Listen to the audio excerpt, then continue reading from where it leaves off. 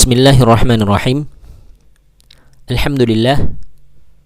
Wassalatu wassalamu ala Rasulillah wa ala alihi wa ashabihi wa man tabi'ahum bi ihsanin ila yaumil qiyamah. Wa ashhadu an la ilaha illallah wahdahu la syarika lah wa ashhadu anna Muhammadan abduhu wa rasuluh, amma ba'd. Kita lanjutkan kembali pelajaran kita dari pelajaran Shoraf, masih di materi tentang fi'il.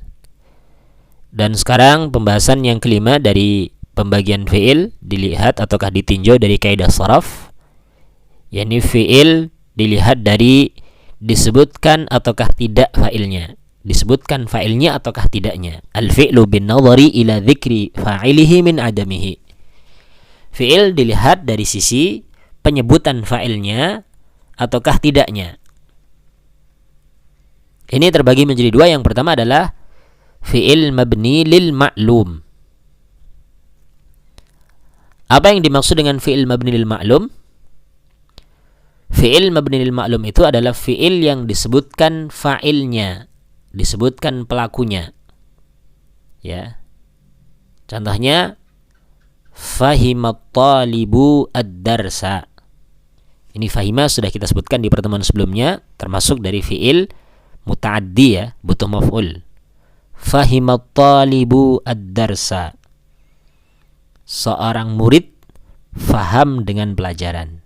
Ini kalau fi'il madi, ya. Seorang murid telah faham pelajaran. Seorang murid telah memahami pelajaran. Sekarang contoh yang fi'il mudhari'. Yafhamut talibu ad-darsa. Seorang murid sedang memahami ataukah akan memahami pelajaran. Ada failnya di situ, pelakunya di situ. Apa failnya? Yani yang harokatnya dhammah adalah at-talibu. Ini fa'il, ini pelaku. Ya, ini pelakunya, ya. Ini namanya fi'il maklum. Fahima, yafhamu itu fi'il maklum. Karena apa? Fa'ilnya disebutkan. Ya. Adapun lawannya maklum itu adalah majhul. Sehingga pembagian yang kedua dari pembahasan ini adalah fi'il mabni lil majhul. Apa yang dimaksud dengan fi'il mabni lil majhul?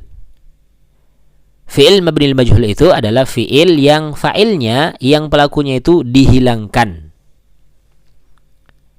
Fa'ilnya dihilangkan, pelakunya dihilangkan, dan maf'ulnya, maf'ul bihnya itu, objeknya itu menempati posisinya fa'il dan disebut dengan naibul fa'il. Yani naib itu pengganti, ya. Naibul fa'il, pengganti fa'il, pengganti pelaku. Semisal contoh, kalau tadi kan contohnya fahimat talibu ad-darsa. Fahima ini disebut dengan fi'il maklum, kemudian dirubah menjadi fi'il majhul menjadi fuhima. Otomatis fa'ilnya dihilangkan, ya. Fuhimad darsu. Kalau tadi fahima memahami, fuhima itu difahami. Fuhimad darsu, pelajaran telah difahami. Siapa yang memahami? Di sini tidak disebutkan siapa pelakunya. Sehingga ini disebut dengan fi'il majhul. Karena majhul tidak dikenal, tidak diketahui siapa pelakunya. Ini fi'il madi contoh, ya. Fuhimad darsu. Dirubah bentuknya, ya. Kemudian fi'il mudhari' majhul mabni lil majhul, contohnya adalah yufhamud darsu. Ya, pelajaran itu sedang atau akan difahami. Ya. Kalau tadi kan yafhamu memahami, yufhamu difahami. Yufhamud darsu, ya, dihilangkan fa'ilnya menjadi yang tadinya ad-darsa menjadi dhammah, kedudukannya sebagai naibul fa'il. Yang tadinya maf'ul bih kemudian dirubah kedudukannya menjadi naibul fa'il, mengganti posisinya fa'il yang dihilangkan menjadi naibul fa'il. Naibul fa'il itu marfu' juga, ya, harakatnya dhammah. Kalau fa'il dhammah, naibul fa'il juga dhammah. Tapi kalau maf'ul bih itu harakatnya fathah, yani mansub nasab. Ini dua pembagian fi'il dilihat dari disebutkan ataukah tidak fa'ilnya. Ada maklum, ada juga majhul. Sekarang kita lihat kaidah di dalam membuat fi'il majhul. Dari maklum mau dibuat majhul, bagaimana caranya? Di sini ada kaidah umum, ya. Meskipun nanti ada sebagian fi'il yang mu'tal itu ada sedikit perubahan-perubahan yang di luar kaidah ini.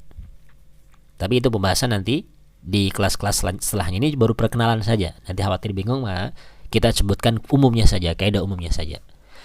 Kaidah umum dalam membuat fi'il madi mabni lil majhul adalah dhamma awwaluhu wa kusira ma qabla akhirih. Didhammahkan awalnya dan dikasrahkan huruf yang sebelum terakhirnya. Ya.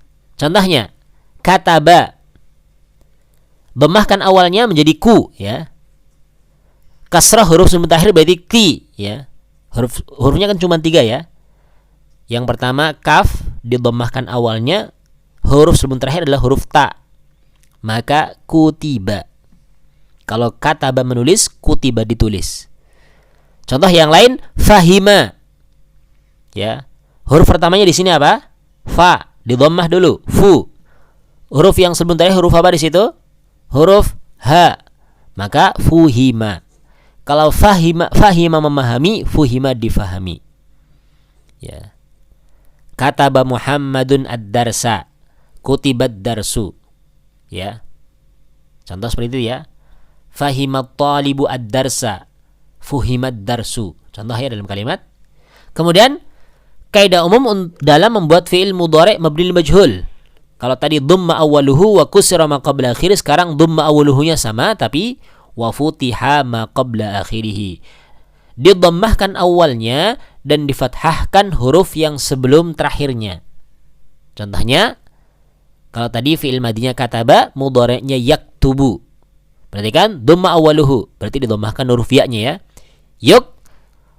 Wa futiha ma qabla akhiri, difathahkan huruf sebelum terakhirnya. Ini sebelum terakhirnya huruf ta ya. Yaktubu menjadi yuktabu. Yafhamu menjadi yufhamu. Ya, ini contoh ataukah penerapan kaidah di dalam membuat fi'il majhul baik yang madhi'nya maupun mudhari'nya.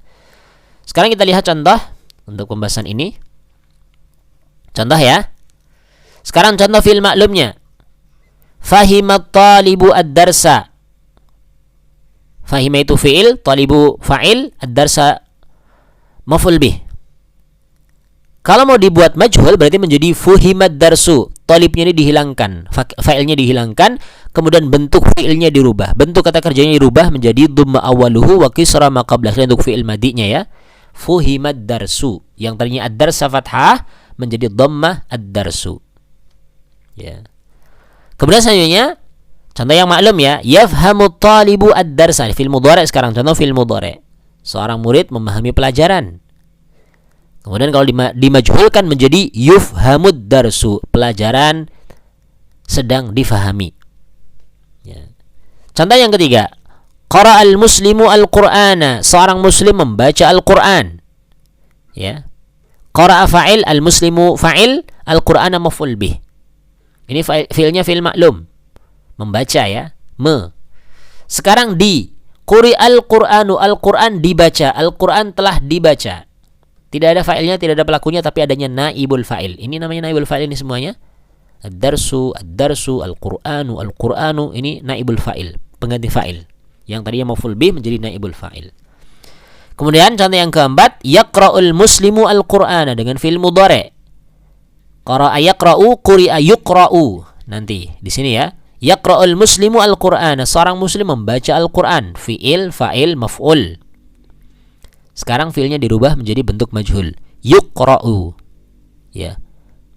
Ini yuqra'u ya. Sebentar dulu, ada kesalahan tulis di sini. Kita ganti dulu ya biar enggak membingungkan. Kan dhamma awaluhu wa futiha ma qabla akhirih ya. Wa futiha ma qabla akhirih.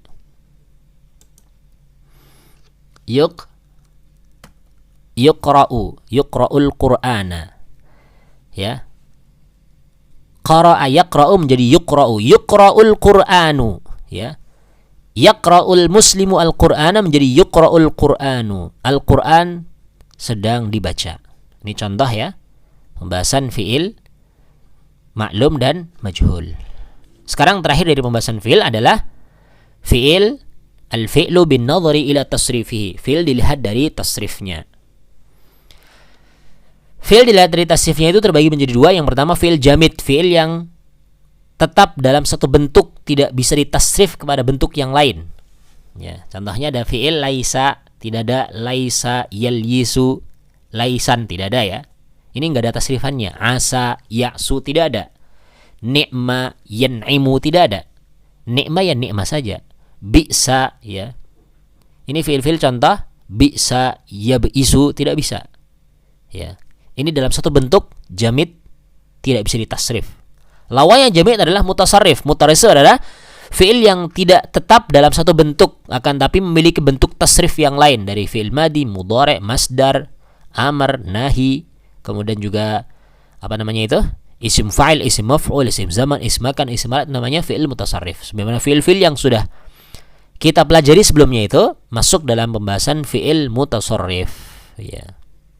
Ini selesai pembahasan tentang fiil. Insyaallah di pertemuan yang akan datang kita akan lanjutkan di pembahasan isim dilihat dari kaidah shoraf. Wallahu ta'ala a'la wa a'lam. Subhanakallahumma wa bihamdika asyhadu an la ilaha illa anta astaghfiruka wa atubu ilaik. Wa akhiru da'wana anil hamdulillahi rabbil alamin. Wassalamu alaikum warahmatullahi wabarakatuh.